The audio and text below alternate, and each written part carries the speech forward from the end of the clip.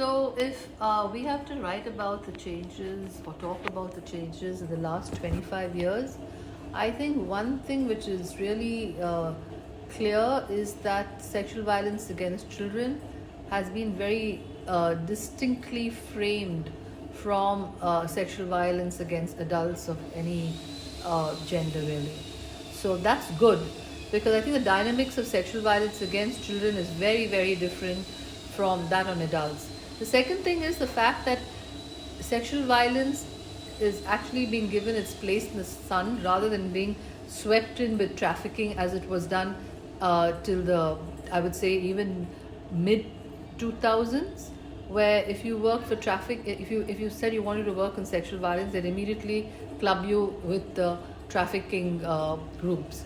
And instead of realizing that trafficking can be for different reasons and that sexual trafficking for sexual exploitation is just one of them, and that sexual violence per se is very different from traffic.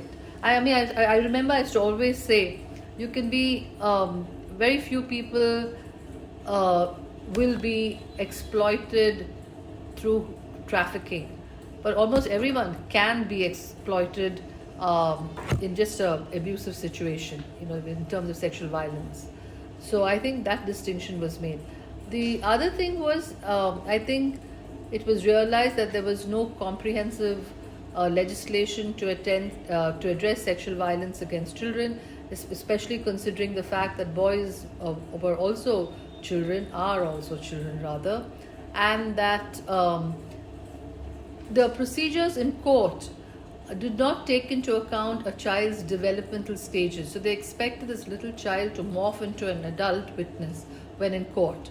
And that doesn't happen. Children talk differently, they think differently, their reference points are different. So I think it was decided to enact a legislation, and in 2012 you had the Protection of Children from Sexual Offences passed on Children's Day. Actually, it was notified, and the impact of POXO, as it is known, can be by if you look at the acronym, it actually bears testimony to the fact that a legislation was long overdue. The implementation, of course, still leaves a lot to be desired. The shakedown effect was there. It's still a developing act. Law by itself should always be considered dynamic. So it is evolving. Some good things have happened, some bad things have happened, depending on which side of the fence you are. But at least there's legislation. There's something to go with. At least you've come to base 1 or base 2. The other thing I think is also important to understand is how sexual violence has been framed from the time from 25 years ago. There's been a distinct way in which it is being understood, in which it is being framed. So the attitudes subsequently also change. The media writes about it, hopefully in a more responsible way most of the time, and I think that's good. That's another good point. The other thing also which comes to mind is the fact that different sectors really come together to respond to addressing sexual violence, either in terms of its prevention or in terms of redress. So if you look at prevention, you have schools which have a big role to play. You have the medical sector has a huge role to play. But anticipatory guidance by pediatricians when children come in for their vaccines is also important to talk about safety and what parents can do to ensure safeguarding.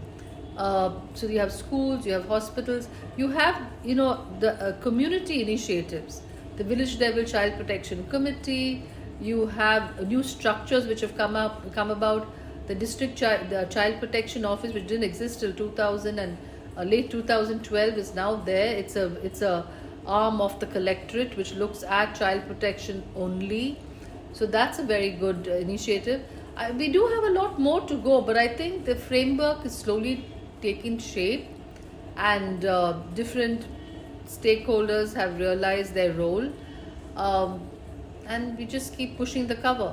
I think it's also as I said, it's important to also understand that it's realized that it's not just a family's problem or a child's problem or a school's problem. It's a community problem that it takes a community to protect a child.